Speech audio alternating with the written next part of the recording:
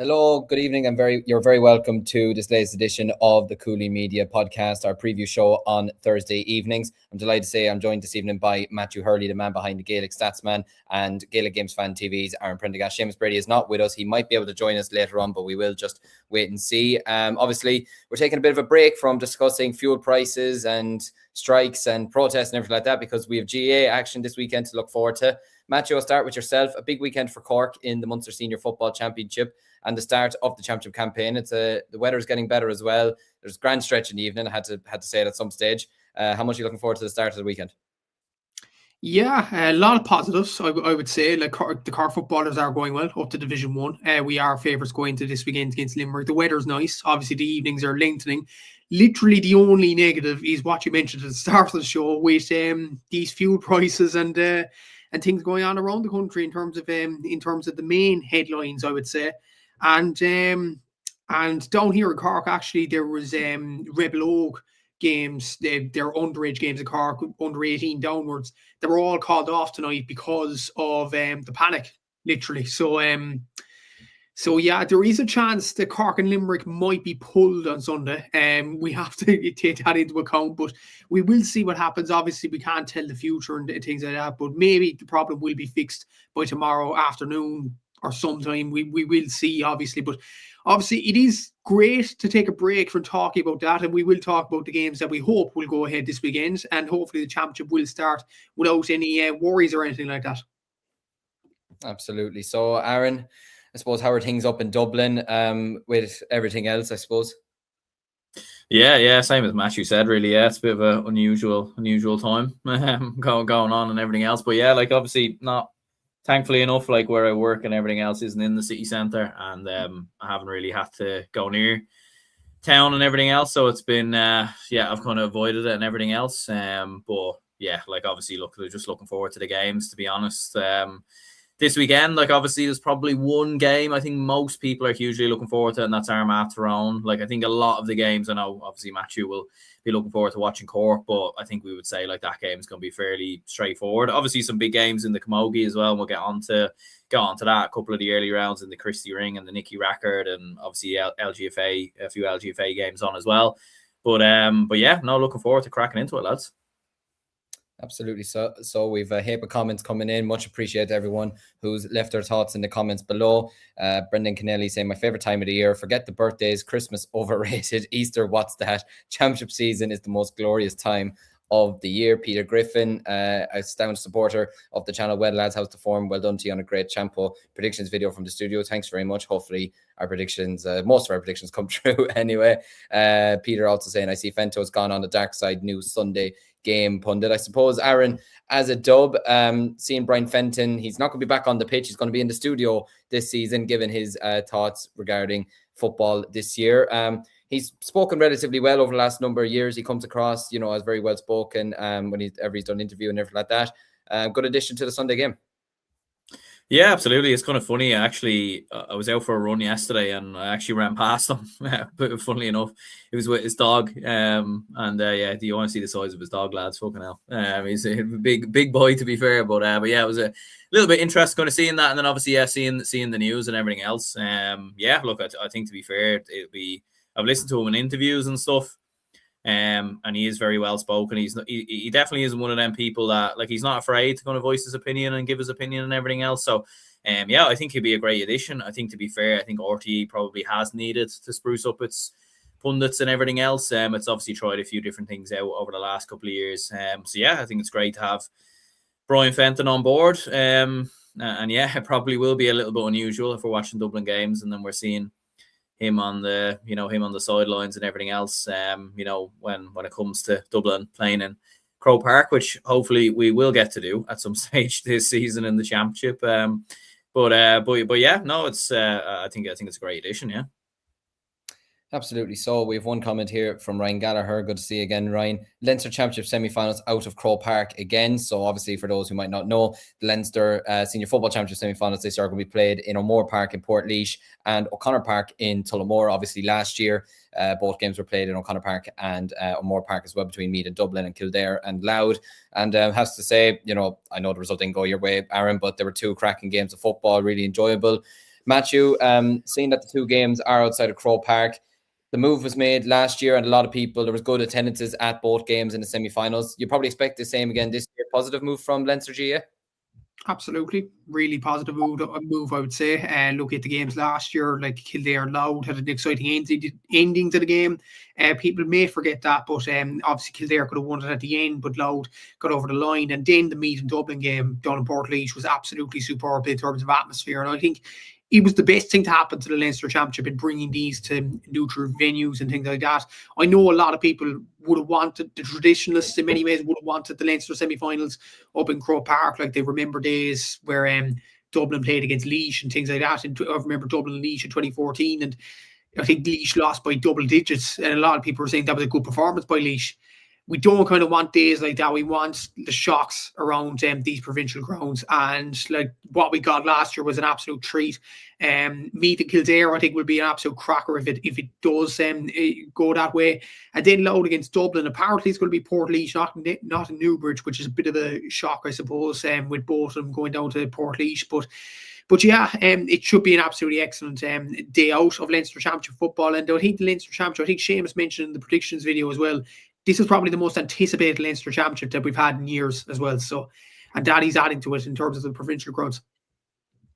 Absolutely, it is. We have a comment in here from Daniel saying, who's your favourites for each province? Well, if you want to see who all of our favourites are, you can stay tuned across the week on our Cúilín media, social media platforms on Instagram and TikTok for all of our videos. Matthew's and Seamus's videos have gone out earlier today, as well as checking out the video that we put out yesterday of our football championship predictions. We'll have our Camogie, LGFA and hurling prediction videos all coming up very, very soon. Some of us have great predictions. Some of us are going to look very silly in a couple of months' time, probably me mostly, to be honest with you. But we will move on anyways.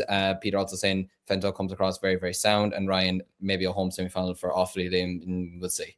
We'll see about that. But we're going to move on, lads, and we're going to look forward to the games this weekend. And like you mentioned there, Aaron, the one game that's going to be taking a lot of people's attention come this Sunday is the clash between Armagh and Tyrone in the preliminary round of the Ulster Senior Football Championship. I mean, you have 2 teams here who met each other last season in an Ulster semi-final, and Armagh snatched it at the death. Tyrone ended up being in an All-Ireland semi-final, actually getting further than Armagh did in the end. Armagh losing the Ulster final to Donegal in the end. But what a way to kick off, not just the Sunday game for the season, but what a way to kick off the Ulster Championship. Yeah, absolutely. It's an absolute cracker of a game. And I think that is the magic of the Ulster Football Championship. There is, I know the other championships are maybe catching up a little bit, but the Ulster Football Championship is so competitive. You know, there is 4 or 5 teams that believe they have a chance of winning that, obviously at the start of the year, start of the season and everything else. Look, when this draw was made originally, I think everyone anticipated this would be an absolute cracker between both teams. Potentially 2 Division 1 teams and everything else. Maybe a lot of people anticipating that Tyrone would go and get promoted up to Division 1. Both teams probably didn't have great leagues, but I think Armagh's performances were a lot better than what the table suggested. And I think for Tyrone as well, it's been a little bit unusual, their performances throughout the league. Just 2 wins against both Offaly and Cavan. It hasn't really clicked for Tyrone. They've been very flat, I think, in a lot of their performances. But do you know what it is? Like, in a rivalry and in big games like this, like, there is that thing of form going out the window a little bit. And it would be the most vintage Tyrone thing ever to turn up to this game and turn Armagh over or put in a big performance or everything like that, because Tyrone have done it so many times down the years where they've turned up to these type of games and kind of upset the party a little bit. And I do think we'll see something from Tyrone this weekend. Like, I still think Armagh will win the game, but I do think Tyrone will show something this weekend, because I feel like they kind of have to be honest, for their supporters, for their fans, and to show that they haven't gone away. Like, they haven't become a bad team overnight. Like, as we were saying there, All-Ireland semi-finalists last year, back-to-back under-20 All-Ireland football champions. Like, there is good players in Tyrone, the young players and everything else. I think Malika O'Rourke just needs to settle on like a starting 15 and kind of stick with it rather than chopping and changing the team, and maybe place a bit more emphasis on the younger players and actually start them and play them from the beginning. And I think Tyrone can cause problems, because look, Armagh will be big favourites, and obviously playing in the Athletic grounds, they will have the vast majority of the support. It will be a tough game for Tyrone, but you know, they do have the capability to go there and put in a game, I think. They absolutely do. And like he was mentioning there, Matthew, you look at Tyrone and Armagh's league campaigns, we all expected Tyrone to go straight back up, and they ended up having, if we're going to be very honest about it, a very disappointing league campaign by their standards, and losing the games that they would have probably been looking at the start of the season as the real, nail-biting games, the Derrys, even the Corks at home, etc., Meath. Losing these games definitely would not have been helping their case going into the championship. Whereas you look at Armagh, okay, they didn't get some of the results that they would have liked, but the performances certainly were there, and the work rate and the heart was still there. Armagh are sort of like in a phase that like Clare were, both winning the All-Ireland in 2024, but then supposedly going out disappointingly last year in 2025 and then having the league campaign this year. What can we expect from Armagh this weekend? Could they really put down a nail-biter this year? Can they really put down a statement this weekend? Because I know you've tipped them to win the All-Ireland in the end. What can we expect from on Sunday? To be fair, just on that All-Ireland prediction, worth noting, lads, that was before the Donegal and Kerry game. So, yeah. Disclaimer. But to be fair, like I still see Armagh as a very, very good team. I kind of have to stick to the All-Ireland prediction now, but like when you look at their performances this year, they haven't been bad at all. They've been very unlucky in league games, and when you look at the championship last year, I kind of disagree with your point on them going out disappointingly last year, because in the championship I thought they were very, very competitive, and for most of the game against Kerry in the quarterfinal, they were very, very good. They were compact. And then the third quarter happens where every kick out that Ethan Rafferty takes, it goes straight down the throat of Kerry midfielders, and they just couldn't get a grip on the game at all. And eventually, Kerry just stretched out the lead to finish out the game. But I do think Armagh have some really key performers. The likes of Ross McQuillan and Jardy O'Burns at wing back. In midfield, you have Ben Greedy there. You also have Callum O'Neill, who I'm really impressed with. Up front, Conor Turbott's an absolutely brilliant player. You have others in and around the area as well from an Armagh point of view. Obviously, Oisin Conti is a very good player and will be capable of lighting up the championship, which he has done over the last few seasons. He's won 2 All-Stars in a row, obviously. But then you have the added, probably unknown, of Rian O'Neill. Now, the team hasn't been announced as of yet. I don't know, is Rian going to be announced in the Armagh team? Or even better from a fan's point of view, is he going to be named on the day and named to start or be benched or whatever? It's going to be exciting if he does come in, Rian O'Neill, for the championship. It will get the championship off to a bang. And I do think he's going to be absolutely massive if Armagh bring him back in. And Aaron McKay is back from injury as well. So I think Armagh, they're bringing back these players potentially. And they have players that perform well in the league as well. I still think they're one of the top 3 teams in the country alongside Donegal and Kerry. They're well capable of beating Kerry. Donegal, there is still question marks whether they'll win Ulster for 3 years in a row. I don't think any Donegal team has ever won 3 in a row. Like a Jimmy team has never won 3 in a row, obviously, with them losing their arm to Monaghan in 2013. Donegal themselves lost to Cavan in 2020 as well. They had major opportunities to do 3 in a row, and they just didn't. And I feel like the next in line in Ulster is Armagh, and they haven't won an Ulster title since 2008, so the want will be there with them. So, yeah, I think Armagh are certainly an All-Ireland contender. They're certainly one of the Ulster favourites as well. And then you look at Tyrone, like, it's a weird one. They beat Offaly and Cavan, which they probably were expected to do in the league. They drew against the Kildare team at home that subsequently struggled in the league after that. Like, Kildare only got 3 points. They only got 2 extra points after that. And we were saying, like, after that Tyrone-Kildare game, naturally, that Kildare were performing well and the young players are really embedded. But we didn't look at the fact that Tyrone were really, really struggling. Like, I did watch that game against Cork. I was at the game, and just the vibe around the ground from a Tyrone point of view wasn't good at all. Owen McElhone came on and added a bit of spark in that Cork game. But there was just a lack of edge, I would say, with Tyrone, from the stands, from the pitch as well. And they didn't seem to be... I know it's dangerous kind of saying this, but they didn't look like they were playing for Malachy O'Rourke, and that probably needs to change when you look at, as Aaron said, the youngsters coming through. They've won under-20 titles. They're not going so well in the under-20 this year. They've lost 2 games to Armagh, and they lost another game as well in the Ulster under-20 Championship, so they're not going well there, other than Shane McDermott, who's doing brilliant. But they need to play the younger players, and they need to excel now if Tyrone are to have any chance in the next few years of building a bit of success. But But yeah, I can see only one result this weekend, considering they're at home, considering they're Division 1 side. I think Armagh will win this game. And I think if Armagh play to their full potential, I think they could win this pretty comfortably. Yeah, they potentially could. We have one question in here. I'm sorry, Matthew. I'll have to get your thoughts on it. Cork drawing with Clare under 20 just now. Were you watching the game? Were you keeping up to date with it, or? I was, yeah, off Scorpio there, off the end. And no, to be honest, yeah. Look, thank God our seniors are doing well, but no, that's not a good result for the under 20s. I know it's in Quilty, but it's not a good result. And to be honest, like Dara Sheedy was playing tonight, and he's the star boy of Cork at this present moment in time, an absolutely excellent footballer. But without him in the team, we don't look good at underage, and that's just the frank reality of it. And look, that's just the way it is. Welcome to the club. Fair enough. Aaron, Matthew's gone with Armagh to win this weekend. Are you following in the same boat? Yeah, I do think so. I do think it'll be a closer game. I think maybe like a 3 to kind of 4 point win. I do agree with Matthew a little bit though. Like if Armagh are fully at it and Tyrone have played how they played in the league, like yeah, this could be an absolute beating. To be honest with you, but I think Tyrone will turn up. I think they have to show something to take going into, like, even if they lose the game narrowly, at least they can take a bit of confidence going into obviously the new format and everything else. But yeah, I am going to go for Armagh to get over the line. Yeah, I'm going to have to agree with you. I'm going to go with Armagh as well. I just don't think Tyrone are fully at the races at the moment, which is a dangerous thing to say considering league is league and championship is championship, as we've all heard before and we'll hear until the end of time. But Armagh looked very, very good, in my opinion, in Division 1, despite some of the negative results. And especially coming back from the deficit that they did against Kerry in the league, told me everything that you need to know about this Kieran McGeeney team, that they will fight to the end.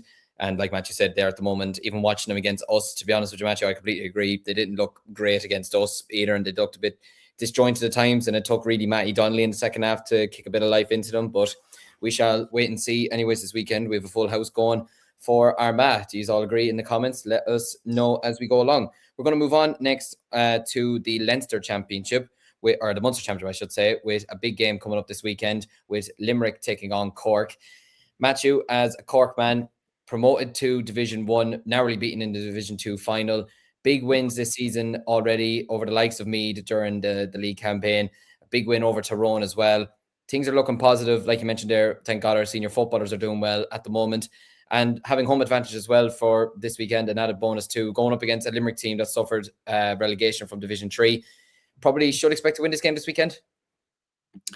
Probably should, yeah. And to be fair, like John Hayes wrote his column at the Southern Star this week, and I'd actually agree with him on this point. If it's not a comfortable Cork win, anything but that, it'll be a shock. That's no disrespect, obviously, to Limerick. They did well to reach the Tailteann Cup final last year, but I just feel like this Cork team have more consistency in them. Obviously, there's more confidence with them at this present moment in time as well. Limerick, obviously, they did beat Fermanagh in the last game of Division 3, but they did go down to Division 4, which was a dampener for them. Obviously, they have good players, the likes of Cúilín Fahy in their ranks. I think Eloy, I think that's how you pronounce his first name, Eloy or Reardon. He's absolutely a brilliant player from wing back. He scores a lot of 2-pointers from frees in particular. James Naughton is a very good player from a Limerick point of view as well. They are missing Ian Corbett though. He's kind of their beating. He was their beating heart over the last few seasons. He was probably their most consistent player, and he retired in the off season. That was a big loss for them. But yeah, Jimmy Lee, he's doing a decent job at Limerick, but it just doesn't seem to be gelling this season from a Limerick point of view.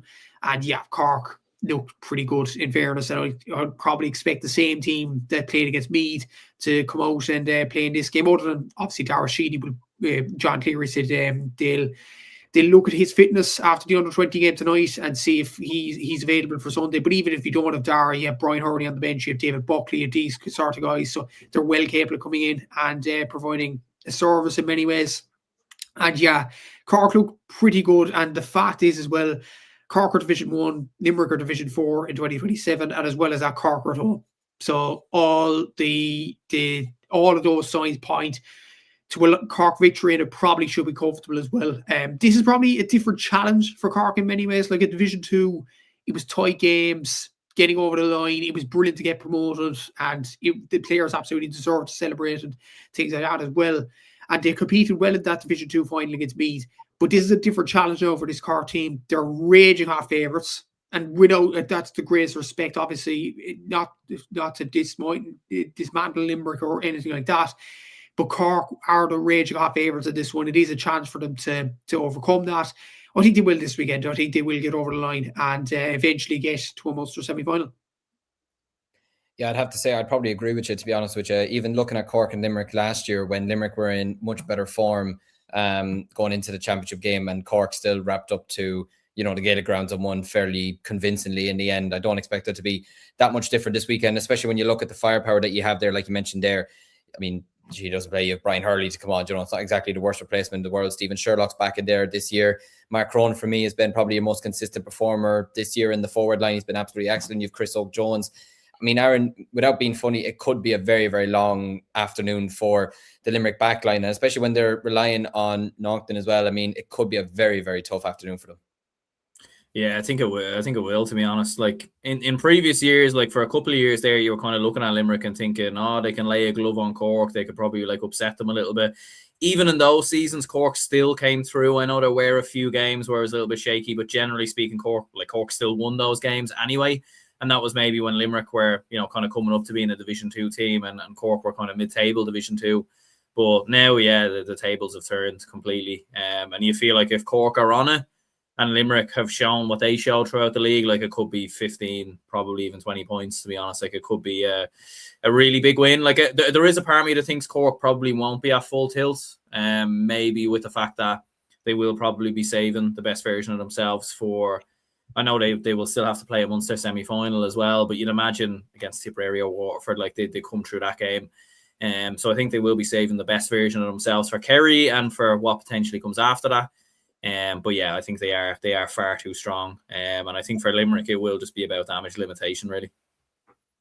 Absolutely so. So we have another full house. We're going well here at the moment. We'll see if this continues on, but we are going to move on to the next game that's taking place in Munster. Like you said, the winners of Cork and Limerick will have a trip against Tipperary or Waterford in the semi-finals. I think it goes without saying Cork and Kerry are the outright favourites to get to the Munster final this year, and it's no disrespect to any of the rest of the teams here. But looking at this game, Aaron, I'll come back to you on this. Tipperary-Waterford, you'd expect Tipperary to probably win this game. There was a poor enough attendance when these two sides met in the league campaign. Hopefully, with the weather being better and everything, and Tipperary looking a small bit better at football now than they did over the last couple of years, you might get a decent crowd into Semple Stadium for it, but it probably should again be a one-sided affair. You should probably expect Tipperary to win this game. Or Fraherfield, beg your pardon. Sorry, my apologies. Yeah. No, you would expect Tipperary to win this game. To be honest, I think with Waterford, it's kind of an unfortunate one with Waterford. I think you've got you've got Division 1, 2, 3, and 4, but there's probably a gap between the Division 4 teams and Waterford. If we are being honest, they are competitive. They were competitive in a good few of their Division 4 games. I think the last game they won in the championship as well, I think might have been against Tipperary in Munster a good couple of years ago. It is two teams that always seem to play each other in the Munster Football Championship as well for whatever reason. But yeah, I think Tipperary beat them very convincingly towards the end of the league. That was obviously the last game the both of these two would have played. Yeah, I think Tipperary should be far too strong here. Yeah, I'd expect so. Matthew, do you agree? Yeah, I agree. To be fair, Tipperary do have some good players, the likes of Keane Smith and Sean O'Connor up in the forwards there, and Stephen O'Brien around the middle of the park. Tipperary are probably a better side than what they showed in Division 4. I think they have a lot of exciting players there. And I think they will beat Waterford this weekend. There is a gap between everybody in Division 4, everybody in the entire country to Waterford. Let's be honest. I think I've seen it off the ball power rankings that they put Leitrim at 31. And to be honest, in my honest opinion, I think Leitrim are miles ahead of Waterford. That's not a good sign for Waterford football. Having said that, though, the Waterford under-20s did beat Tipperary in the Munster Championship, and they went into phase 2. So that is a positive for Waterford football in terms of garnering some young players in particular. But yeah, I can see nothing other than a Tipperary win. I know Waterford did beat Tipperary in their last championship game in Fraherfield against them 2 years ago. But to put it into context, I don't think Tom O'Connell is available for this game. I think Tom O'Connell has actually jumped ship to the hurlers, and he was the guy who scored 2 goals famously in that day in Fraherfield. So he's not going to be there. So that just pointed even more towards Tipperary to win this game. And I think it'll be fairly comfortable for Tip. Absolutely. So, and with Brendan here mentioning Waterford getting hammered by the Kerry under-20s tonight. I mean, look, it's no real shock really hearing that, to be honest with you. Kerry beating Waterford at most levels in football, to be honest with you, on the men's side. But we're going to move on from the Munster Championship. We're going to go on to the Connacht Championship next. And the first game we're going to look at is London versus Mayo. Again, probably a game that you'd expect Mayo to win rather comfortably. But I will say one thing, Matthew, to be fair to London, they did get 3 wins, like you mentioned there. There's a big gap between, say, Waterford and the rest of the teams, you would say, in Division 4. And London would certainly be one of those teams. They picked up 3 wins out of 7 in Division 4. They ended up with 7 points. I mean, they weren't too far off getting themselves a place up into Division 3 as well. Look, you'd expect Mayo to win this game. They had a positive league campaign, got some great wins along the way too. Andy Moran seems to be really building something there, especially with some of the younger players that they have, as well as the more experienced players as well. They're kicking 2-pointers for once, which hopefully they'll continue that consistency throughout the championship as well. But again, probably should be a comfortable enough victory for Mayo this weekend. I think we've lost Matthew. Aaron, I'll go to you with this one.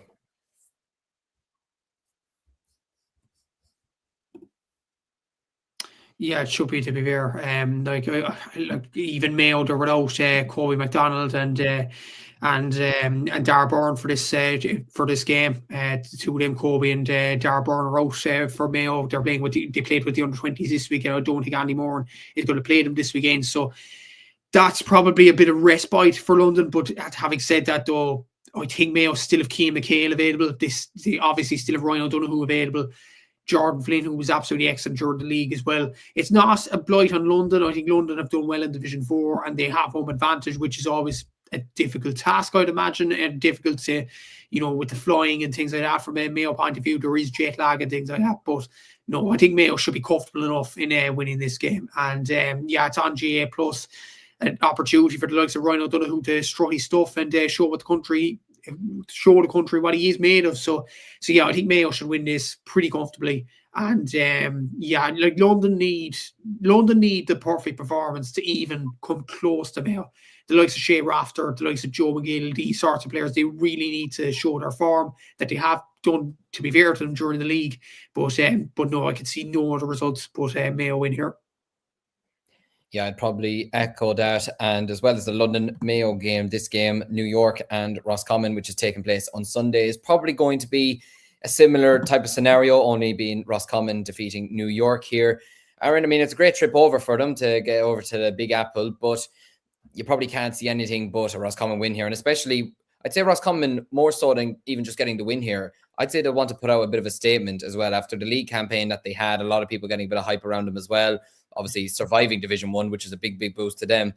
You can imagine Roscommon want to put up a big scoreline here at Gaelic Park.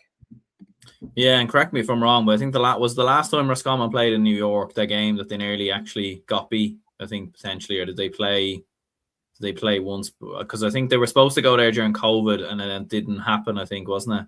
Or something like that.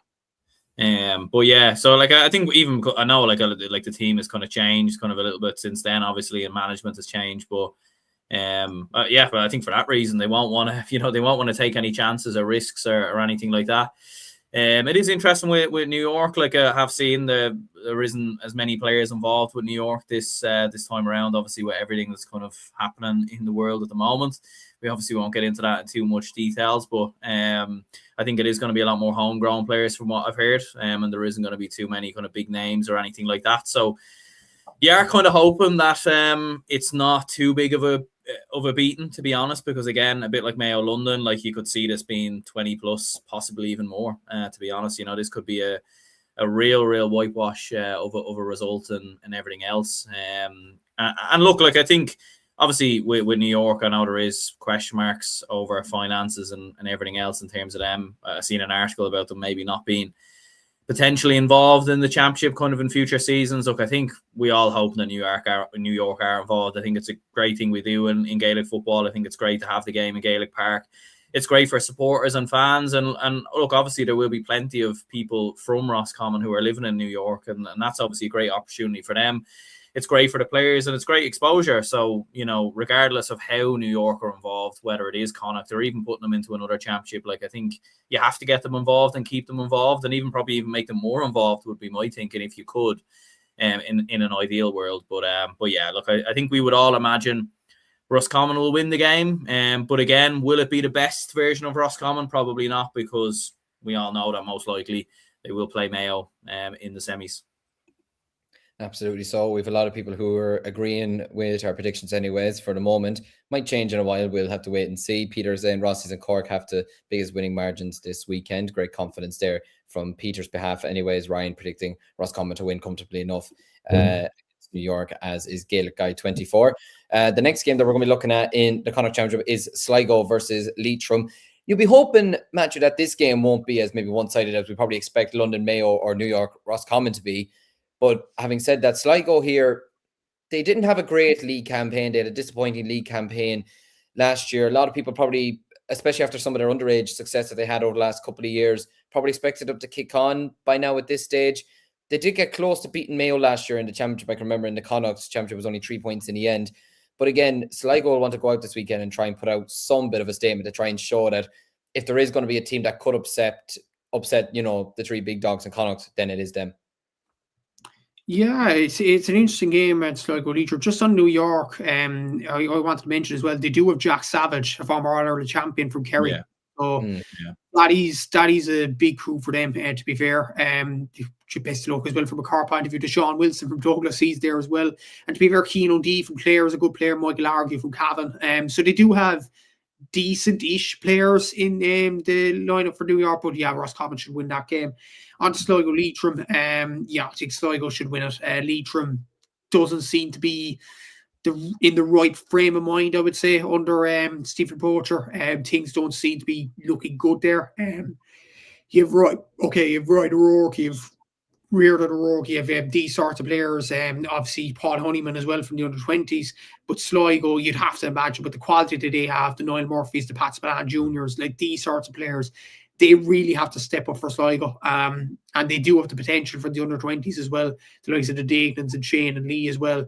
Like Cian Lally did well during the league. Like if Sligo have any ambitions of doing well, particularly in the Tailteann Cup, which I think Sligo have serious potential of winning, in all honesty, I do think they have a very good side there. They have to be winning this game, and I think they will at the weekend. I think they will win it fairly comfortably as well. I'd expect 10 plus to Sligo, I'd say. Aaron, would you agree? Yeah, I think we're in agreement a lot here, to be fair. Maybe we might disagree when it comes to the Leinster games, but yeah, no, you would have to back Sligo, I think. Again, like a couple of years ago, this game would have been competitive and everything else, but Sligo have kicked on since then, even though they may have slightly regressed over the last kind of 1 or 2 years, and the underage hasn't quite maybe kicked on as of yet, but Leitrim just do seem in free fall, to be honest with you, and their away form has been really, really poor throughout the league. So yeah, I'd fancy Sligo to go and win the game. Yeah, we're doing very well with the agreements. It doesn't seem like a normal Cúilín media episode anyways, but like you said, we'll move on to the Leinster Championship, and this is where the real fun is going to begin for all of us now to see if we're going to agree, so stay tuned, folks. The first game we're going to look at is the Midlands clash between Offaly versus Laois, which is taking place in O'Connor Park this Saturday evening. Ironically, I may be known as the Faithful Podcast, but I will be Mr. Arsenal guy. Hopefully, if I can get to the airport Saturday morning, I'll be at Arsenal Bournemouth on Saturday, so I won't be able to see this game. But looking at this game, Aaron, I'll go to you first as the Leinster man. I feel like with a fit squad, you'd probably expect Offaly to maybe win this game if they had their fully fit squad. But given how they performed in the league, players that they probably still have out injured, and I don't expect, the large majority of injured players that we have to be back for this game this weekend. Laois, they got the bad beating against Wexford. They responded very well after that. Narrowly beaten by Clare. They were in the final anyway, but they went a bet down in their final game. Destroyed Westmeath at home, which a lot of people didn't expect. This has the makings of a very, very close encounter. And, especially with it being in O'Connor Park as well, Laois, won't be worried about going to O'Connor Park and that. They've played here plenty of times before. You can be as harsh as you want. How do you see this one going? Yeah, it's kind of a hard one to know. Like, I think in my original predictions, I backed Offaly to win this game. And it's kind of like the one prediction that I nearly wouldn't mind changing because of the injuries and everything else. And given the fact that, look, Laois are coming in with a little bit more confidence. They obviously did go and beat Down on the final day. I know Down were already promoted, but it has been an up and down campaign for Laois. Like they have had some very big results, but also some quite heavy defeats. Like they lost to Wexford, I think by 15 points in the league. They have had some kind of unusual results. They drew at Limerick, who were relegated. So it has been a little bit unusual. Look, with Offaly, and especially for Mickey Hart and Declan Kelly, like you would expect, even with the current players that are there, that they will show something just to kind of take with them into the Tailteann Cup. I know, look, if they win the game, they obviously go and they play Kildare, I think, in the next game, which look will be tough. But you know, like it's mad what a win can do with a bit of confidence. Like if Offaly go and beat Laois, they could then go and give Kildare a bit of a performance. A Kildare team that are also struggling and will also obviously be in the same division as them next season as an example. So I am going to go with Offaly. I think I'll stick with Offaly. I think narrowly, to be honest, ever so slightly. But yeah, I think this could be a game that could potentially go to extra time and possibly even beyond that. Yeah, absolutely. And look, speaking from an Offaly perspective, I absolutely want to sit here and say that we're going to win this game comfortably and it's going to be a nice Saturday evening stroll in O'Connor Park. But if I was a neutral, I nearly would be favouring Laois to probably win this game at the moment, just given a lot of our injuries at the moment, given how we did play in the league. I mean, look, you know, without trying to be too negative or anything like that, we didn't look great, especially when we conceded the first goal against Meath. I know that was a dead rubber for us, and Meath were actually chasing something on the day, but against Derry, you know, performances against Kildare away from, you know, in St. Conan's Park, there just wasn't a lot that gave me a lot of hope going into this season's Leinster Championship anyways. And look, the same could be said for Laois. You know, you could look at the Down game and say Down were on the beach. That game didn't matter to them. If it mattered, they wouldn't have beaten them. And maybe you could say they caught Westmeath on a bad day, potentially. You never know. But it is definitely a hard one to call. I feel like my heart is telling me Offaly will win. It feels like my head is telling me Laois will win this. I actually do agree with Darren. I think this will go to extra time. And I'm probably going to be sitting in Stansted Airport with having a mini stroke, to be honest with you, keeping up with it on Scorpio. But I'm going to edge it to us just out of probably biasry, to be honest with you. And, you know, just hope more than anything. Maybe we'll win it by a point. I can see Peter asking, is Jack Bryant back? From what I've heard, I don't think he is. We do have Shane Tierney back, which is a big plus, but to my knowledge, I don't think Jack Bryant is back. Matthew, Offaly, Laois, obviously big rivals over the years. Laois did beat Offaly last year by 2 points in Conless Park, which coincidentally, it kept Laois in the championship. Okay, they went out the next round, but it sent Offaly into second place, and you know, it sent them into a side of the draw that they ended up playing Kildare in a quarter final, and potentially stopped them from going further in the Tailteann Cup. So they have had the one up on Offaly last year. Do you see a repeat? No, I think Offaly will win this game, and I think the thing is, like, Offaly, they seem very reliant on the likes of Keith O'Neill during the league. But then you have Dylan Hyland back in the team. I know Jack Bryan may not be there, but to be fair, Dylan Hyland is a brilliant player to introduce back into the team. But you look at Laois, and I looked at their scores, and yes, like there was a lot of top scorers in Division 3 from Down and Clare in particular, the likes of Mark McInerney and Pat Avern and Caleb Doherty and all these sorts of lads. And the one kind of outlier in the Division 3 scoring charts was Evan O'Carroll of Laois. And I looked at Laois's scores. He scored literally everything from Laois, other than Paul Kingston, who's a very experienced player for them. But like, if you keep relying on one particular player who has done it for many years, Evan O'Carroll, I have to say he's been an absolutely excellent footballer for the O'Moore County. But if you keep relying on that kind of score, you're going to get caught sooner rather than later. I think Offaly have more of a variety. I think that'll be enough to get them over the line in this game as well. I think Offaly will win this game. I think it will be inside normal time as well. I think they will have enough to beat Laois. And last year was a bit weird, Laois beating Offaly. I found it, I don't know, just a bit of a weird result. Maybe Offaly took their foot off the gas or something like that. But yeah, I think Offaly will get over the line eventually in this. Well, I wish I had your confidence anyways. We'll see come Saturday evening. The next thing we're going to look at in the Leinster Championship is the clash between Westmeath and Longford in Pearse Park. That's thrown in at 3 p.m. on Sunday. Matthew, I'll go back to you with this one. For Westmeath, I mean, after that goal that they conceded in the last minute against Wexford to stop them going up to Division 2, you'd feel like Mark McHugh will be itching to just get his side back onto the pitch and getting back to trying winning games. Because last year, their problem with Diarmuid McCabe was not seeing out games, was not winning games that they were competing very well in. They've sort of eradicated that this year to a degree, albeit last year they were in Division 2, this year they're in Division 3. And they did end up losing the one big important game that they did have this year against Wexford. But coming up against Longford this weekend, not going to be an easy task. Westmeath teams, I was speaking to Jerry Buckley last week with Midlands 1-3 commentator, and he said himself he's seen better Westmeath teams go up to Longford against worse Longford teams and struggle. Never an easy place to go, Pearse Park, but Westmeath, especially after that defeat against Wexford, they'll be surely chomping at the bit. They have to be. Like, I think all of us predicted Westmeath to win the Tailteann Cup as well. Like, they are a very, very good side when you look at it on paper. But you look at the logistics of this game. The game's on in Pearse Park.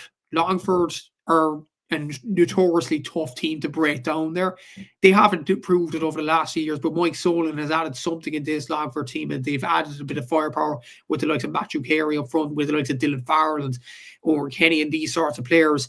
And they will make it difficult for Westmeath. There's no doubt about it. I expect this game to be very, very tight. And this is the sort of game that Westmeath would sort of lose in Leinster. Like, they've gone to Auckland before and lost to Wicklow, just randomly. So, like, I there's a part of me actually saying, weirdly, I know I said Westmeath will win the Tailteann Cup, but there's a part of me saying Longford could nick it, because of their form at this present moment in time in Division, obviously getting to the Division 4 final, taking Carlo's extra time. With Carlo, were so impressive at Division 4 throughout the whole season. The fact they're at home, the fact that Mike Sutherland's got a bit of a tune out of these players, and Longford are a very, very difficult team to break down. Like, Westmeath will find it very difficult. I know they have star quality, and that might be enough to get them over the line at the weekend.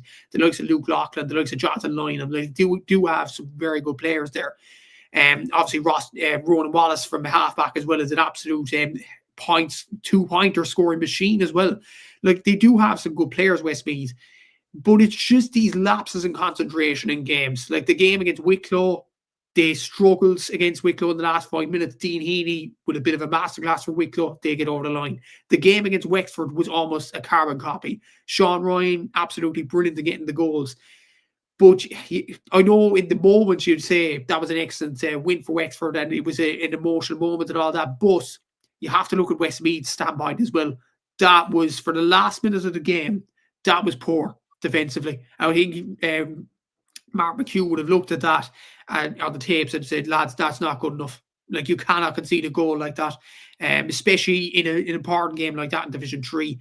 I am going to stick with Westmeath to win it against Longford this weekend, but I think it'll be way tighter than people think. It could go to extra time.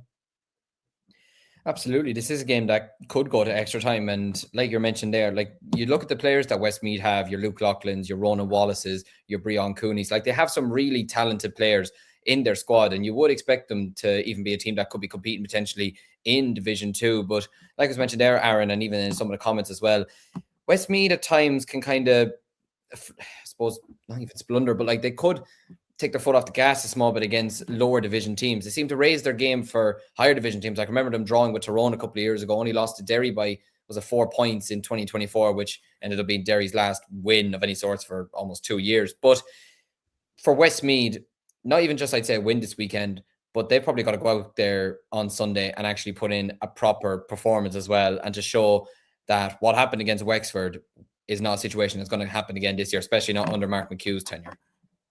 Yeah, absolutely. And I think they'll want to build a bit of confidence before playing Meath as well, should they obviously come through Longford, because look, I think we would all expect Meath to win that game and everything else, but Westmeath will want to take something going into it, to be fair. And look, like, they have shown signs of improvements at times this year, Westmeath, under Mark McHugh. I think they have come on well, and they've had some big performers in the likes of Luke Loughlin and Ronan Wallace and a few others. But it is one of them, though. It is a real banana skin type game going away to Longford and everything else. Like, Longford are bang in form at the moment. They'll be absolutely buzzing. Like, there'll be nothing to lose, obviously, going into it.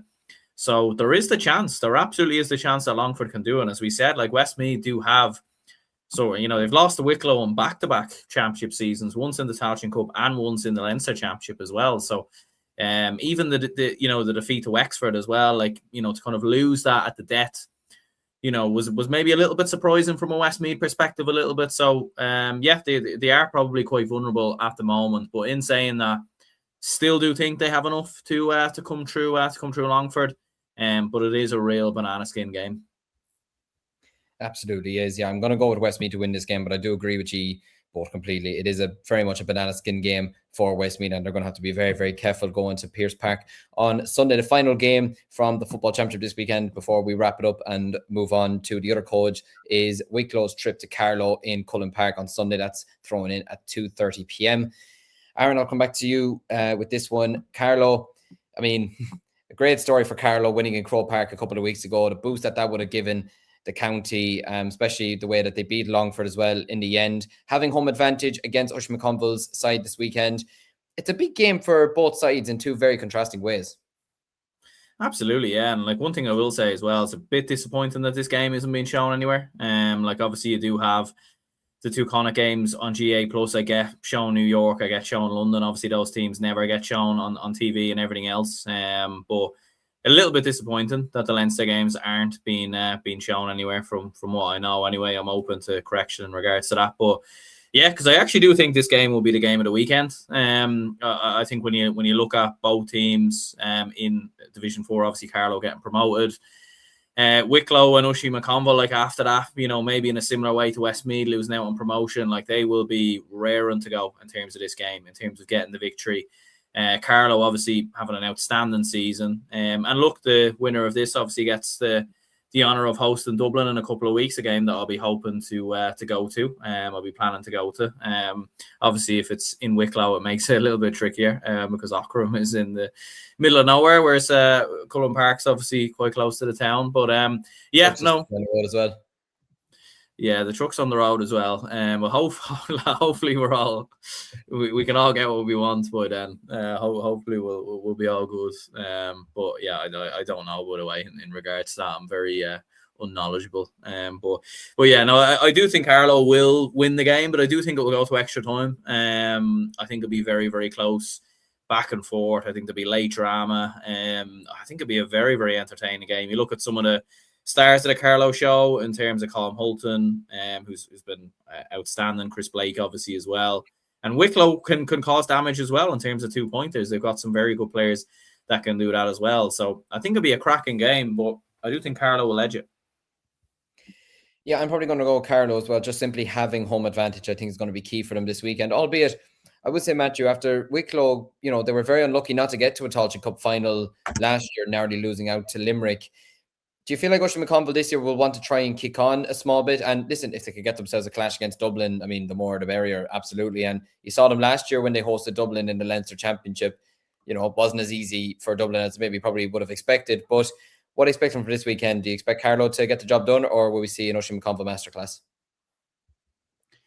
Yeah, I expect Carlow to get the job done. It's kind of weird to say, actually, that Wicklow are the only Leinster side in Division 4 this year. There's a lot or next year, should I say, in 2027.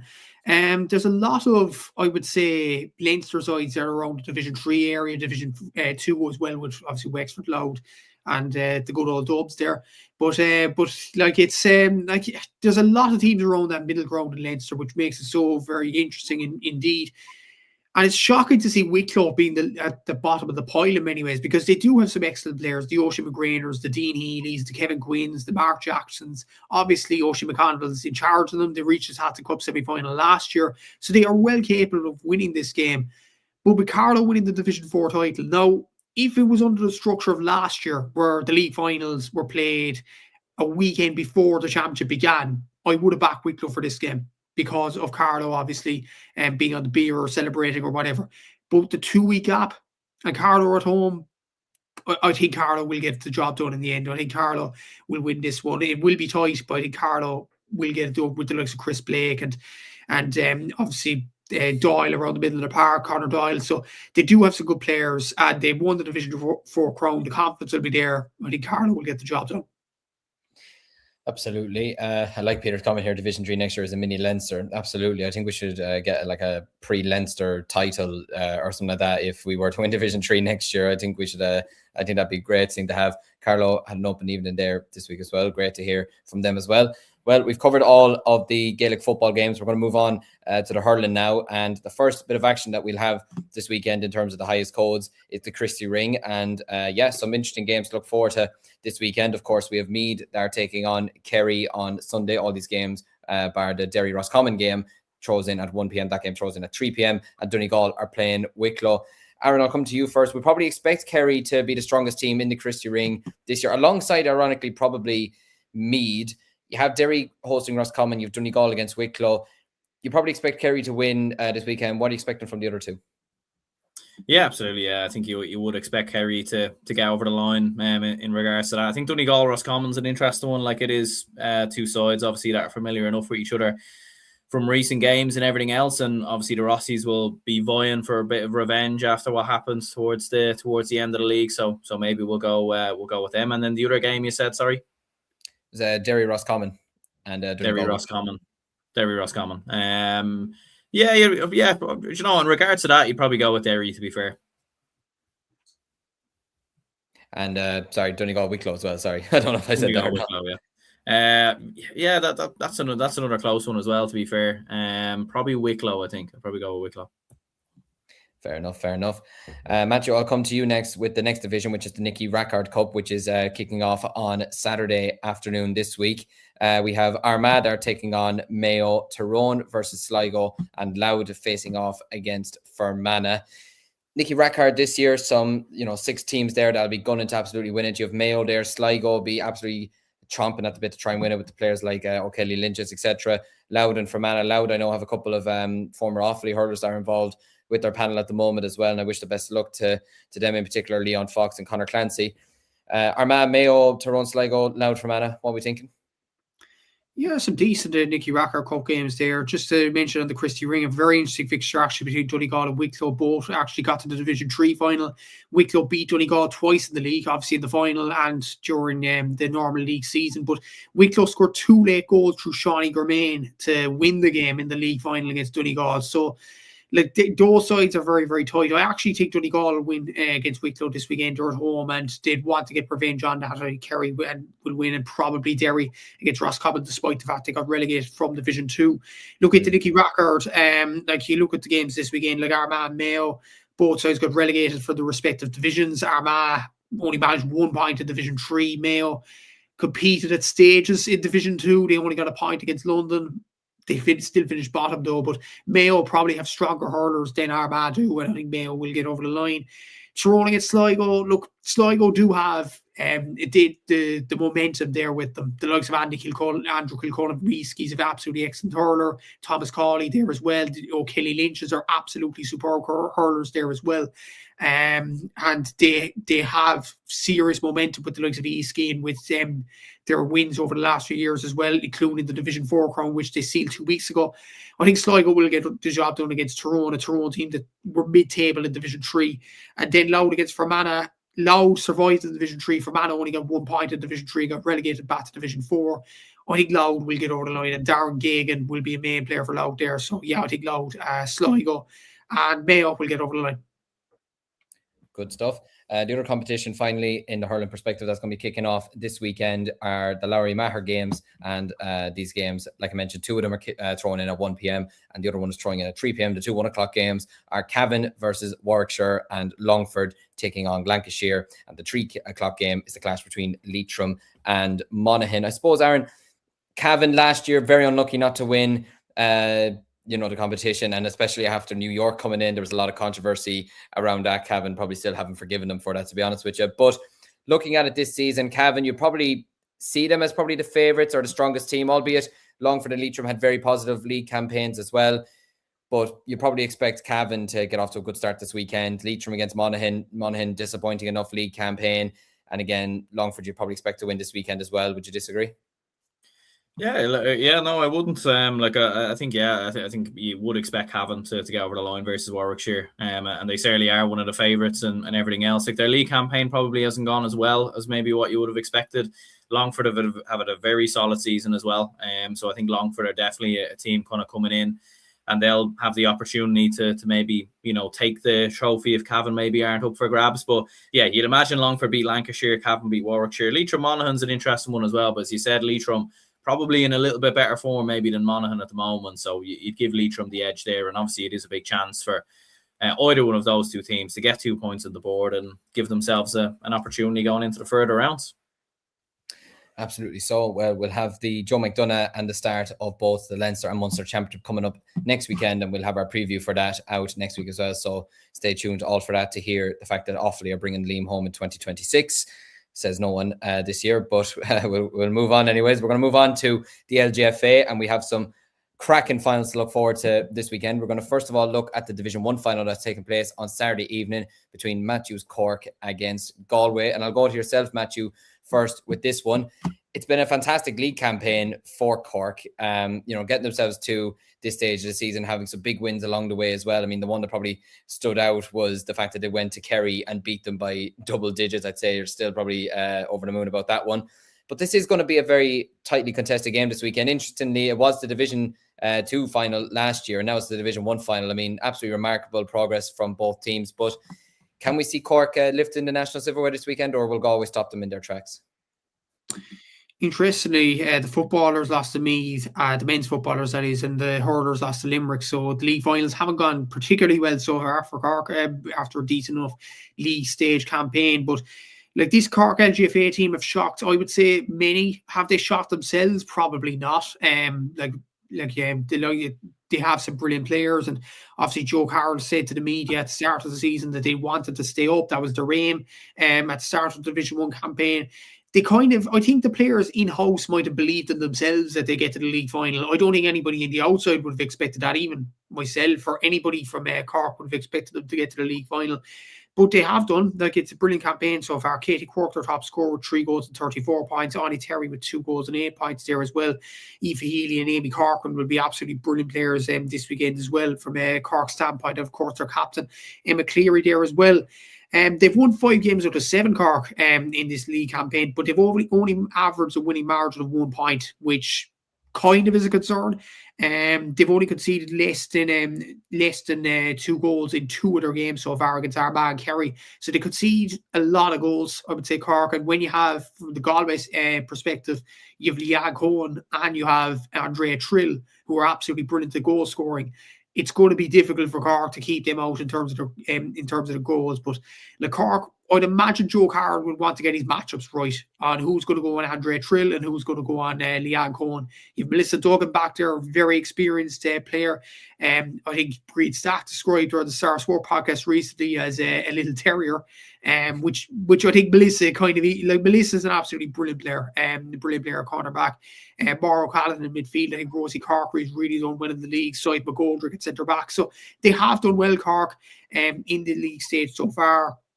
They were beaten in their first 6 games. They did lose to Dublin in the last game, but context is very, very important. Cork were already in the league final at that point, whereas Dublin had something to play for in terms of trying to stay up. Ultimately, they didn't do so, but Dublin had something to play for in that game against Cork. But Galway seemed like a very good side. And this is despite the fact Galway lost to Cork in the game at Páirc Uí Rinn in the league stage. So Galway will have revenge on their minds, obviously, but at the same time, Galway did beat Cork in the league final in Croke Park last year, Division 2, as you mentioned there, Liam. But Cork did get the upper hand in the league stage this year. So it'll be interesting. This is kind of round 3. It'll be very interesting to see who gets out on top in this one. Galway have been very impressive in this league campaign so far. Similarly to Cork, they did lose that last game to Waterford, but again, context, Galway were already in the league final by then. They did lose that 1 game, and that was to Cork, but they beat Meath quite comfortably. They beat Kildare comfortably. Armagh, with the goals they got comfortably enough. Kerry by 2 points. Dublin, it was comfortable enough as well. So Galway have beaten their opposition more comfortably than Cork have. But what's encouraging from a Cork point of view is they've won the games with tight margins. They know how to get over the line in tight games, and that is a positive for Joe Carroll and his team. Obviously, they do have to watch the likes of Leanne Cohen, Kate Slevin, Andrea Trill, Roisin Leonard. Obviously, Olivia Divley, she's lower down the scoring chart, but there's a reason for that, obviously, with her exploits with Clonturn Clonburn in the club championship. So, and they've come back during the league as well. So, look, Galway, I've said it from the start of the year, Galway are all-Ireland contenders. They're probably the all-Ireland favourites when you look at the whole whole perspective of the All-Ireland Championship. And when you look at the All-Ireland semi-finals from last year, Kerry, Meath, Dublin, they've all struggled in the league. Galway are the only ones to really do well and be in the top half. And they've carried on the form from last year to this year. It's a really tough one to call. I'm going to back Cork. I'm going to back them by a point. It's going to be tight, but I think the know-how in winning tight games will stand the Cork in this league final. Fair enough, absolutely. No, and you're absolutely right. Cork have been able to get themselves over the line in these type of games this season, and it's been a real positive feature of their game that they've been able to add during this campaign. And like you mentioned there, Matthew, I'll go to you next, Aaron. The players that Galway obviously have and the forward line that they have is going to be probably the big challenge for this Cork side. Like you mentioned earlier, Ian Cullen, Roisin Leonard, Kate Thompson, Kate Slevin, Andrea Trill. I mean, it's just an absolute Aoife O'Rourke. I mean, it's just a top class forward line in general. No matter where you could even put them all. You could put the full forward line, the half forward line, and mix it around, and wouldn't make that much of a difference. They still be very much on the ball. But going into this weekend, like Matthew mentioned there, Galway are a team this year that absolutely want to win the All Ireland. Probably feel they were unlucky not to beat Dublin last year in the semi final.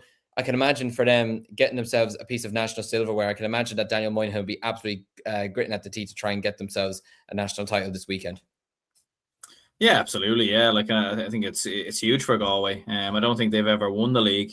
Correct me if I'm wrong in regards to that, but so like it'd be absolutely huge from a Galway perspective to get over the line and win a league title for the first time in their history. They have been building towards it, obviously, over the last couple of seasons, in particular their performances, you said, versus Dublin, some of their performances in the league as well. So far this season, like Cork have been a big surprise. I think a lot of us had Cork to go down at the start of the season, but I think at this stage, to be honest, like I'd probably nearly back Galway. I think they're coming in with a little bit better form. I do think they've the better players as well. I know you would say that Cork do maybe have the know-how of winning these games, but I do think Galway's will be that little bit more as well, in terms of the bigger picture. So yeah, I go for Galway, probably by 1 or 2. So we're not agreeing on everything tonight, anyway. This is gonna be. See, I feel like Galway probably are the strongest team in Division 1, but Matthew did make the good point that Cork have made great progress this year, and they have managed to get themselves over the line in very clear-cut, very narrow games. And I mean, they went to Kerry and bet them by 8 points, which for me was I know Kerry have struggled at home this year during the league campaign, but still very, very impressive. Matthew, I'm sorry, I'm going to go with Galway to win it in the end. I just think their forward line is extremely strong, and I think if they catch fire, they'll be very, very hard stopped. But at the same time, it won't be a hammering or anything. I think Galway might win it by 2 points, but I think it'll still give Cork a big boost going into the championship campaign, which they absolutely will be in the hunt for, Munster and potentially maybe later. So you never know. Maybe the rise of the rising of Offaly, Cork ladies football will come again, and maybe Cork will be winning the All Ireland title in a couple of months' time. We'll just have to wait and see. We're going to move on to the next LGFA final this weekend that's taking place in St. Tierney's Park in Clonus, which is the clash between Cavan and Donegal, the two top sides in Division 2.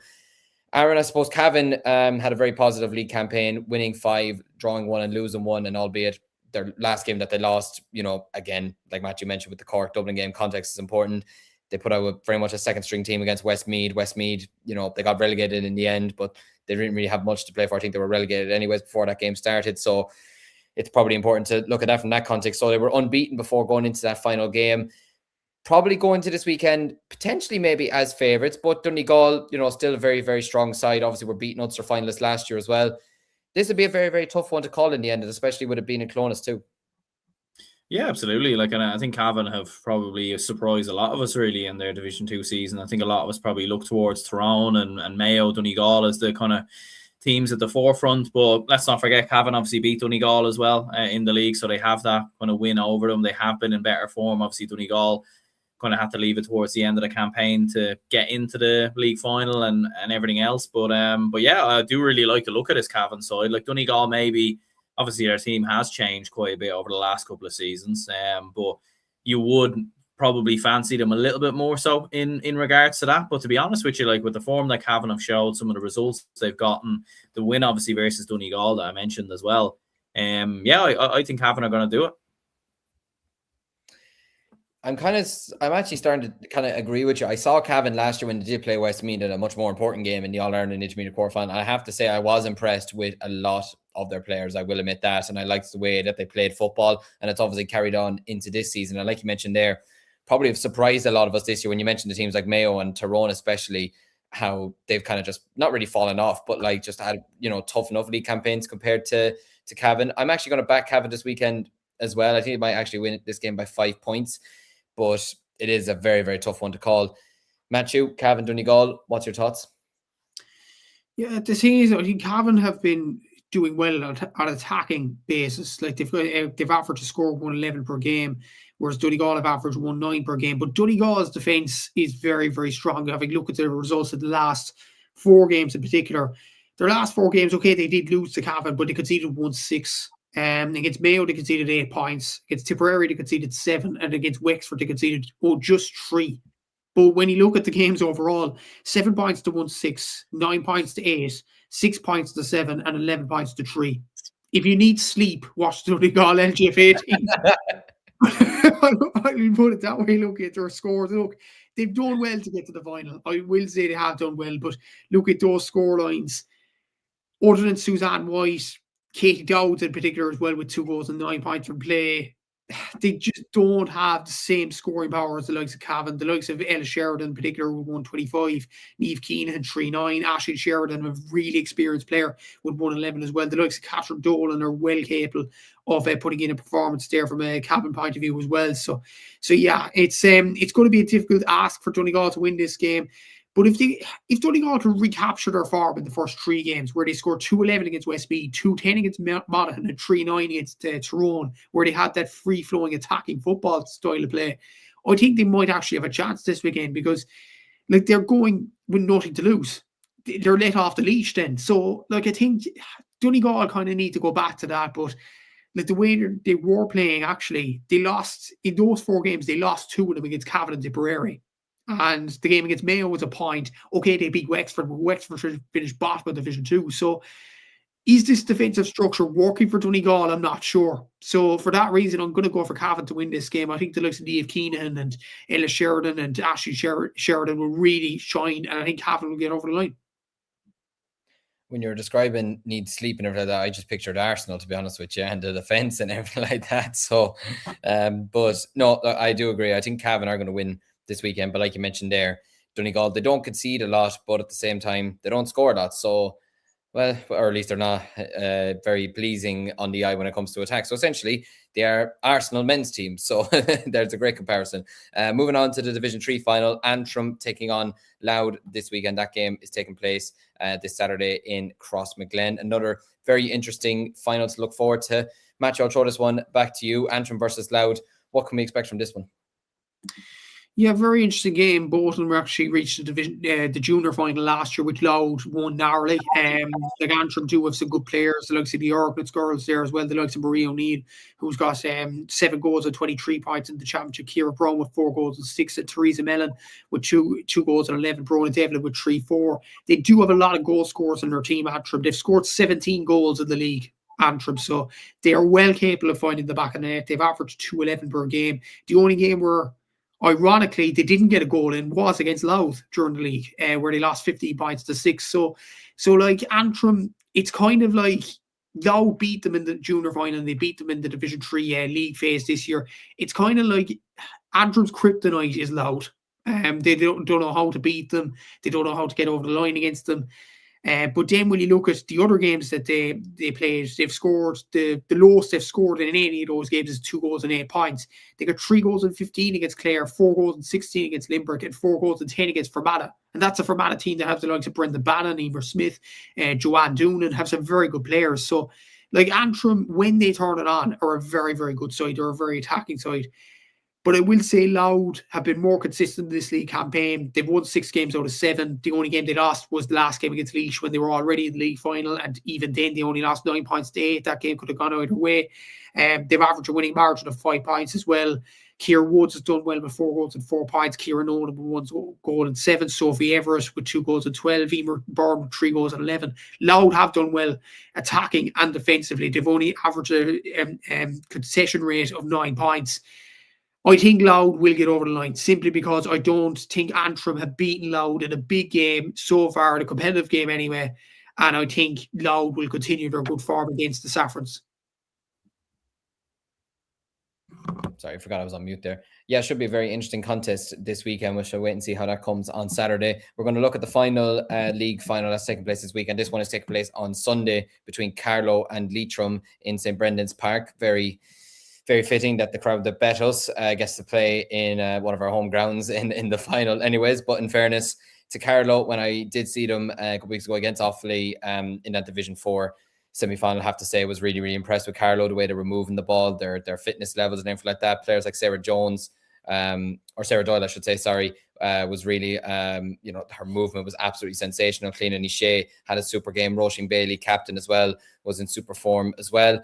Aaron, Carlow versus Leitrim. Leitrim, obviously a team that intermediate champions a couple of seasons ago were playing up in the higher divisions last season. Probably shouldn't have been in Division 4 in the first place, really. But Carlow, Leitrim this weekend, going to be a close enough affair, I have to say. How do you see this one panning out? Yeah, I probably would back Carlow. Like, they have won every game so far in Division 4, and they've been very impressive throughout some of the clips I've seen. So, yeah, I probably would back them to do it. Like Leitrim obviously have made great strides in recent seasons and everything else in terms of ladies football. But yeah, no, I do think Carlow will get over the line. Yeah, I probably agree with you. I'm going to go with Carlow to win this one. Matthew, any disagreements? I think Leitrim have won 7 games out of 8 in Division 4 so far. The only game they did lose was against Carlow, when the game probably didn't matter as much because there's semi-finals in Division 4. They only lost that game by 2 points as well. Carlow got 2-7, Leitrim got 11 points. Do I see Leitrim going goalless again? That was the only game they were goalless in their run to the final.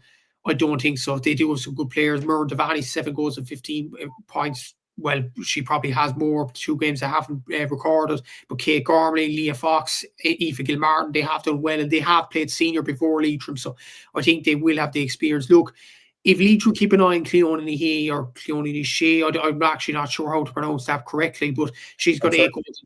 But I could be wrong in saying that. Yeah, I think when Seamus was asking Roisin Bailey, she said Nickey, I think it was. So it's probably that to be here. So yeah, she's got 8 goals and 28 points in the league. Sarah Doyle has done well with 2 goals and 28 from play as well. And so is Ava Kiernan with 7 goals and 6 points. So I think Carlow have some key scores there. But I think with Leitrim losing the league game, I don't think they'll make the same mistake and lose the league final. I think Leitrim will get over the line. Fair enough. Well, that is the ladies' football looked at for this weekend. 4 cracking finals to look forward to, and we'll see who's going to be celebrating come Sunday evening. We're going to finally move on and look at the final round of games that are taking place this weekend, the final round of league finals for the year. And we're going to be looking at the National Camogie League Finals this weekend. And the first one we're going to be looking at is the Division 1A final. That's in Nolan Park this weekend in the clash between Waterford and Galway. Aaron, Waterford and Galway, obviously... Galway, All-Ireland, reigning All-Ireland champions. Waterford, a team that are on the up, have some really, really good players in amongst their team as well. This has the makings for me as a really, really interesting final, and could be a game that we might see more than once this year, maybe 2 or 3 times this year, potentially. We'll have to wait and see. But what can we expect from these 2 sides this weekend? Yeah, it should be a very interesting game, and I do agree with you as well. Yeah, I think when you look at the trajectory of these 2 teams over the last couple of seasons, obviously Galway winning the All-Ireland and Waterford have been knocking on the door of an All-Ireland for a good couple of seasons. Obviously got to the final against Cork a couple of years ago.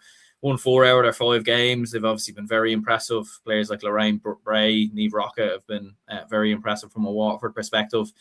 And I think, I think this is a huge game for them to get silverware on the board, to take a scalp of one of the big teams. And if Galway don't win the All-Ireland, they'll certainly come very close. So I think it's a massive opportunity for Waterford to take a scalp and win the game. But look, Galway have the experience. We know they've big players. They've obviously been there and done it on many of an occasion, and obviously did it in the All-Ireland final last season. But I'd probably back Waterford to get over the line and do the job. I really like the look of them in certain games from what I've seen this season. And I think they're going to do it. I think they just have a little bit more firepower, a little bit more of an attacking threat. And I think they have been building towards it the last couple of seasons. So yeah, I think I'll back Waterford to win this. Yeah, and I can remember when these two sides met each other earlier on the league campaign. I believe, wasn't this the game that happened just after Galway were stuck in America a couple of days beforehand? So obviously a bit of a tough old challenge for them on that occasion. But Waterford did win the first outing earlier on the league campaign in Athenry. And as you mentioned there, Matthew, when you have players like Sarah Lacey, Niamh Rockett, Beth Carton, you've Lorraine Bray as well in there. Waterford have a lot of firepower, but at the same time, so do Galway. You have Niamh Nyland, who's one of the best, in my opinion, one of the most talented corner forwards in the country. You've Aoife Donoghue, obviously, who everybody knows about, Niamh Mallon as well. Some top class players in there, and Carrie Dolan, the hero, the queen of Galway Camogie, really, after last year's All-Ireland success. This is going to be a very tight affair, has to be said. It could be a game that goes right down to the wire, and it could be an indicator for where both teams head into the championship season. Yeah, as you mentioned there, Waterford do have some two key scorers there, Niamh Rockett and Beth Carton, 120 and 216 respectively. They do have some good players in those areas. Lorraine Bray at the middle of the park as well has done well, but you have others that are contributing, the likes of Emer O'Neill at wing forward, the likes of Roisin Kierman, Maggie Gostel, Leisha Forrest, Orla Hickey. So Waterford do have some good players in and around the team. Galway have the experience of the likes of Carrie Dolan, 125, Niamh Mallon, 113, Aoife Donoghue was 2 goals and 2 points there as well. So like Galway do have experience of winning. Ironically, they actually don't have experience of winning league titles. They've lost the last 2 league finals against Tipperary and Croke Park and Cork last year and Thurles. So like Galway are hoping to end a drought in many ways in terms of the league, but I don't think it'll be this weekend. I think Waterford will get over the line. They've been more impressive in the league. They've won all the games that they have that have mattered. Obviously, the Tipperary game, they did lose, but again, context, they were in the league final already before the ball was thrown in that game. So, yeah, I think Waterford will get the job done, and the want will be there in terms of getting a trophy on the board. Niamh Rockett has talked about it plenty of times in the media that Waterford wanted a trophy, like before the Munster final that didn't even get played last year because of the scorched shorts debacle. She was talking about Waterford being in provincial finals or national finals. It's important for them because they rarely do it. Like their All-Ireland final appearance was their first one since 1944. They rarely reach finals, and I think they want to make the most of it while they can, while they're on top form. I think Waterford will win this game, but slightly. Yeah, I'm going to back Waterford to win this weekend as well. I like this Waterford team. I think they're on a steady rise as we currently. And yeah, I feel like their want to win this weekend might be just bigger than Galway's, considering Galway are recent All-Ireland champions. I don't think it'll be as big a deal to them as maybe Waterford, but obviously sets it up for a real cracking final, please God, this weekend. The next game we're going to be looking at is the Division 1B final, and Aaron, I'll come to you with this one. Your beloved Clare, God, definitely not. We've gotten to that stage of the evening, lads. Delusion hours coming in. Your beloved Dublin going up against Clare for the second weekend in a row, ironically in another Division 1B final, only this time probably like the men's, should have taken place in Nolan Park. It's taken part in Nolan Park this weekend. Again, a chance for Dublin to get a bit of revenge for the men last weekend, but probably more importantly from their perspective, a chance for them to get some national silverware as well. And unlike the men, I would probably say Dublin going to this game maybe as favourites. I could be wrong saying that. What's your own thoughts on that? Yeah, it's kind of hard to know. Like, it was obviously a draw when they played each other in the league, and Clare have obviously been unbeaten in Division 1B. We've obviously had the one defeat. I'd definitely give us a fair chance. Like, I think players like Aisling Marr, Kerry Finnegan, Emma Flanagan have all been very impressive so far this season from a Dublin perspective. So definitely give us a serious chance. I wouldn't know too much about Clare, to be honest with you, when it comes to Camogie, more so about ourselves. But look, we obviously drew with them. They've been unbeaten in Division 1B as well, so they obviously are a very good side.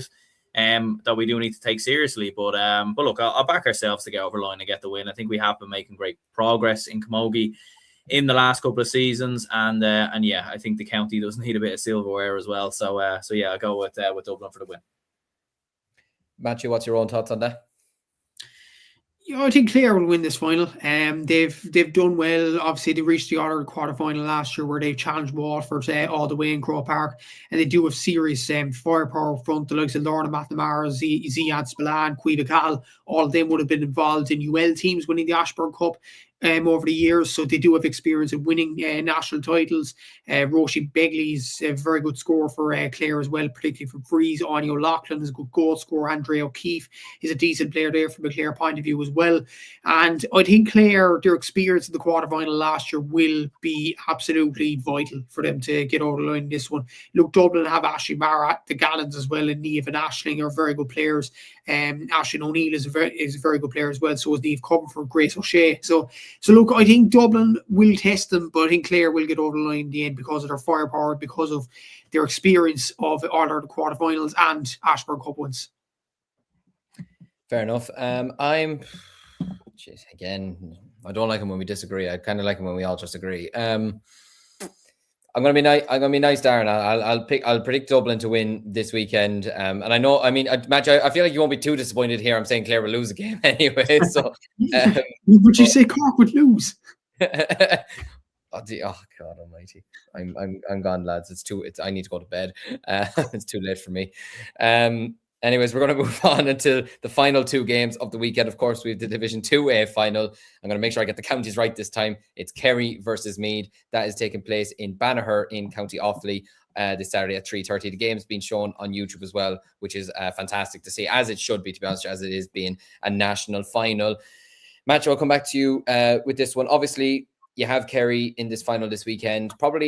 I would probably say going into this game as the favourites. They are a team that were beaten in an All-Ireland intermediate final last year. Could easily have won it, even though it was, look, I know we won it, but it was not exactly a great game of camogie. But when you've got players like Jackie Horgan, when you've got players like Kate Lynch, when you've got players like Patrice Diggin, I mean, you'd probably expect Kerry to win this weekend, but Meath would certainly give it a good rattle. Yeah, Kerry have a lot of firepower up front, I would say, in terms of their players. Like Patrice Diggin has 37 points in the league. Amy O'Sullivan has 3 goals and 6. Jackie Horgan has 2 goals and 6 as well. So they do have real firepower up front. And as well as that, Kerry LGFA player Daniel O'Leary is in their ranks as well, up in the forwards. Like, if she is a very good camogie player as well, and she does have that inter-county winning experience as well. Look, Meath will give it a right good go. Roisin Heaney's their top scorer with 20 points. Emma Regan has 2 goals and 12. Ciara Foley, 2 goals and 4. Libby O'Halloran is a good player for Meath as well. But with that experience in the intermediate final and the amount of firepower that they do have up front, I think Kerry would want to show their promise and win this Division 2A title. Absolutely. I think Kerry will win this weekend as well. Aaron, I'll go to you with the final game of the weekend that we're looking forward to is the clash between Armagh and Roscommon that's taking place in Abbottstown on Saturday at 2 p.m. Also being shown on the Camogie YouTube channel in Division 3A.